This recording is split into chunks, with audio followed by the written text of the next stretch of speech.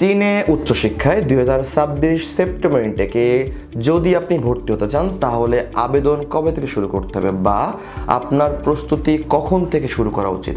আমরা চায়নাতে যে সকল শিক্ষার্থী পড়াশোনার জন্য প্ল্যান করছি 26 সেপ্টেম্বর ইনটেকে, তাদের কমন একটা প্রশ্ন থাকে যে আমি কখন থেকে আবেদন করব বা আবেদনের ডেডলাইন কখন, বা আমি আর্লি আবেদন করলে কি সুবিধা পাবো বা পরে আবেদন কেন আমার করা উচিত নয়। সো এই ব্যাপার নিয়ে একটু বিস্তৃত আলোচনা করবো। আমরা যে সকল শিক্ষার্থী সেপ্টেম্বর 26 ইনটেকে চীনেকে টার্গেট করতেছি আমাদের পড়াশোনা বা উচ্চশিক্ষার ক্যারিয়ার হিসেবে গড়ার জন্য, বা চায়নাকে টার্গেট করতেছি আমাদের ব্যাচেলার, মাস্টার্স, ডিপ্লোমা এই বা ল্যাঙ্গুয়েজ এই প্রোগ্রামগুলোতে ওখানে স্টাডি করার জন্য, তাদের জন্য খুবই গুরুত্বপূর্ণ টপিক এটা যে আমাদের একটু আগে রেশিও বুঝতে হবে, যে আপনাকে বুঝতে হবে যে অ্যাব্রোড এডুকেশন অলওয়েজ কিন্তু ফার্স্ট কাম ফার্স্ট সার্ভিস। আপনি এখানে যত দ্রুত আবেদন করবেন বা যত দ্রুত কাজগুলো শুরু করবেন তত দ্রুত কিন্তু আপনি আপডেট বা রেজাল্ট পাবেন। সো কীভাবে শুরু করবেন, কোথা থেকে শুরু করবেন, এইগুলো জানা খুব দরকার। প্রথমে বুঝতে হবে চায়নাতে কিন্তু মেইনলি শিক্ষার্থীগুলো ডিপ্লোমা, ব্যাচেলার, মাস্টার্স এবং ল্যাঙ্গুয়েজ এই 4 ধরনের প্রোগ্রামে কিন্তু পড়াশোনা করতে যায়, এবং এই 4 ধরনের প্রোগ্রামের মধ্যে অনেক ধরনের স্কলারশিপ আছে। যেমন আমি যদি একটু আলাদা আলাদা করে বলি, যে ব্যাচেলার প্রোগ্রামের জন্য tuition fees free, hostel fees free, অথবা শুধু টিউশন ফিস ফ্রি, অথবা পার্শিয়াল স্কলারশিপ পড়াশোনার সুযোগ আছে। ডিপ্লোমা প্রোগ্রামের জন্য টিউশন ফিস ও হোস্টেল ফিস দুইটাই ফ্রি, অথবা টিউশন ফিস ফ্রি। মাস্টার্স প্রোগ্রামের জন্য tuition fees free, hostel fees free, monthly stipend সেটা মিনিমাম 500 RMB থেকে 2000 RMB এমন একটা স্টাইপেন্ড পাওয়ার সুযোগ আছে। অনেক ক্ষেত্রে CSC scholarship Chinese career council থেকে যেটা প্রোভাইড করে, বা চাইনিজ স্কলারশিপ কাউন্সিল থেকে যেটা প্রোভাইড করে, এটার আন্ডারে আপনি সর্বোচ্চ 50,000 টাকারও শিক্ষাবৃত্তি পেতে পারেন আপনার টিউশন হোস্টেল ফির সাথে।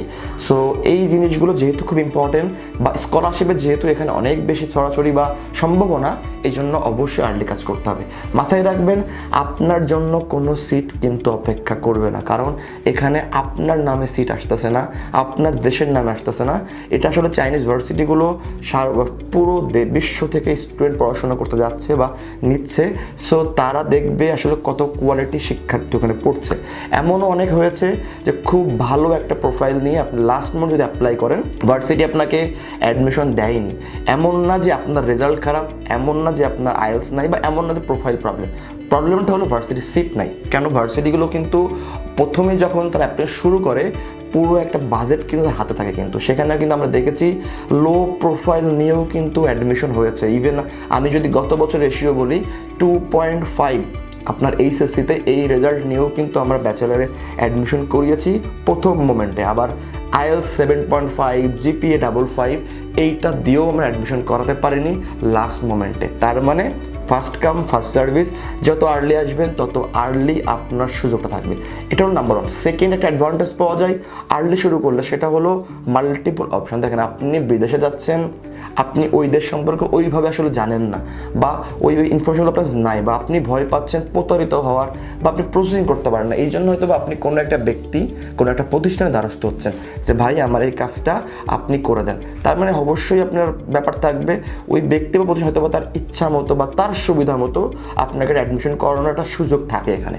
এমন হতে পারে ওই ব্যক্তির সুবিধা মতো অ্যাডমিশন করাতে যে ওইটা আপনার পছন্দ হয়নি।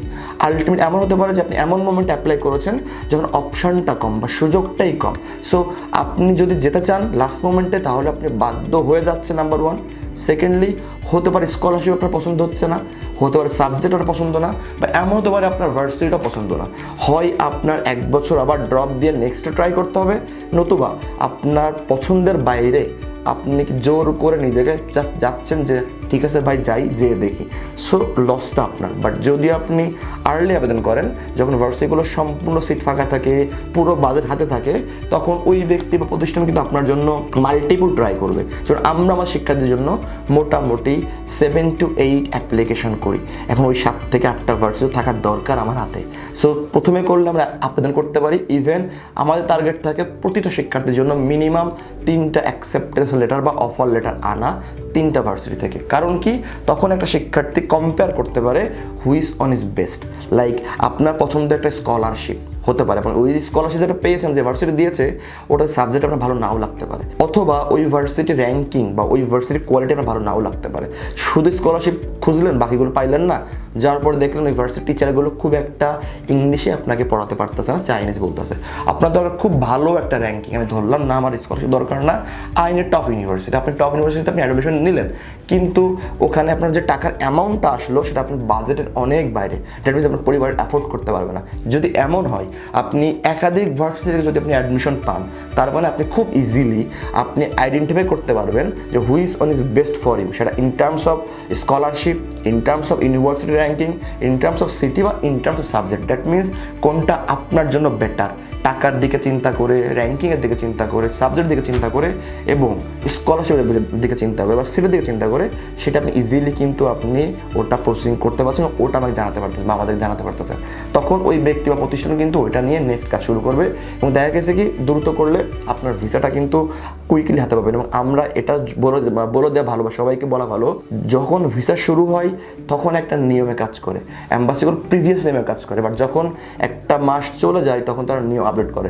রিসেন্টলি যদি বলি, মার্চ ইনটেকে আমরা কাজ করছি, ভিসা করাচ্ছি মার্চ ইনটেকের, হঠাৎ করে অ্যাম্বাসি একটা নিয়ম পরিবর্তন করে ফেলছে, যেটা আমরাও জানি না। এখন ওই শিক্ষার্থীদেরকে আরও 10 দিন ওয়েট করতে বা ডিলে করতে হচ্ছে। সো যারা আর্লি করেছে, আমরা আর্লিতে ভিসাগুলো করেছি, এগুলো কিন্তু কোনো প্রবলেম হয়নি, কারণ আমরাও কিন্তু জানতাম। অ্যাম্বাসির একটা সবথেকে বড় প্রবলেম, চায়না অ্যাম্বাসির, ওরা আমাদেরকে কোনো নোটিফিকেশান দেয় না যে এটা চেঞ্জ করে, এটা চেঞ্জ করে। ওরা ওদের মতো খামখেয়ালিপার মতো কাজ করে, হঠাৎ করে ওদের মনে হয় এটা পরিবর্তন, তখন আমাদেরকে জানায়। আমরা বুঝতে পারি অ্যাম্বাসিতে যাওয়ার পরে। যেমন গতবার আমাদের ইন্টারভিউ ছিল, স্টুডেন্ট গ্যাসে ইন্টারভিউ দিয়েছে, হঠাৎ করে এবার কি হলো যে তুমি বাসায় ফোন দাও, ভিডিও কল দাও, ইনকাম ট্যাক্স সার্টিফিকেট দাও, এবার প্রতিদিন রুল চেঞ্জ হবে। সো আপনি আর্লি প্রসেসিং করলে যেমন আপনার অ্যাডমিশনটা সিকিউর, ঠিক ইন দ্য সেম কেস আপনার ভিসাতেও কিন্তু আপনাকে প্যারা নিতে হচ্ছে না। সো চাইনা উচ্চশিক্ষা নিয়ে যদি আপনার আগ্রহ থাকে, জানার থাকে, যদি সিদ্ধান্ত নিয়ে থাকেন বা নিতে পারছেন কনফিউজ, চাইলে আপনি আমাদের অফিসে আসতে পারেন, আমাদের সাথে যোগাযোগ করতে পারেন। আমরা ওয়াইড ওয়ার্ল্ড কনসালটেন্সি 7 বছর বেশি সময় ধরে চায়না বিভিন্ন ইউনিভার্সিটি, স্কলারশিপ এবং অ্যাডমিশনে কাজ করছি। আশা করি আপনার উচ্চশিক্ষার জার্নি আমাদের সাথে শুভ হবে। ভালো থাকবেন। আসসালামু আলাইকুম।